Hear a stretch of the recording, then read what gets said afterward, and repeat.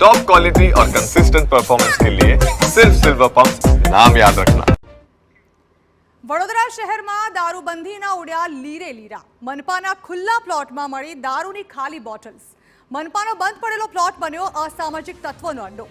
મનપાએ મજૂરોને રહેવા માટે આ પ્લોટ ફાળવ્યો હતો અને પ્લોટમાં ખુલ્લેઆમ દારૂ પીવાતો હોવાનો આક્ષેપ થયો છે।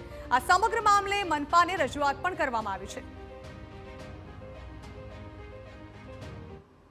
પરિસ્થિતિ આ તાળું વાહી ગયા હતા અને ગેટ આ લોકોએ આમ મકતો કરી નાખ્યો અને અંદર દારૂની બોટલો ને બધું છે। એ પછી આ પડ્યું જ કચરો અમે આવીને જોયો કે આ કોને ખોલી નાખ્યું। અચ્છા, એટલે દારૂની બોટલો પડી છે? શું દારૂની બોટલ જ છે, બીજું કશું નહીં। હા, અને અમે આવ્યા તો આ ગેટ આ મકતો કરેલો હતો। નશામાં ધૂત વાહન ચાલકો અવારનવાર અકસ્માત સર્જતા હોય છે। આ નબીરાઓ જે રીતે દારૂબંધીના નિયમોના લીરે લીરા ઉડાવી રહ્યા છે, વડોદરામાં આનો ઉત્તમ નમૂનો જોવા મળ્યો છે।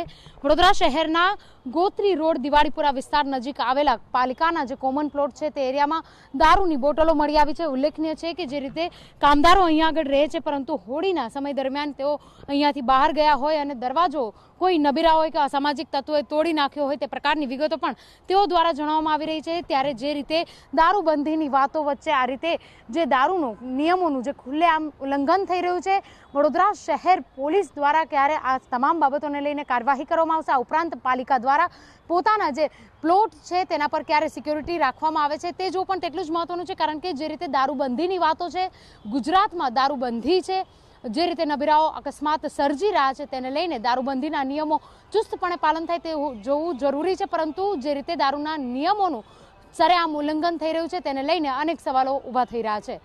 કેમેરા પર્સન રોહિત ગોયલ સાથે અંજલિ ઓઝા, TV9 વડોદરા।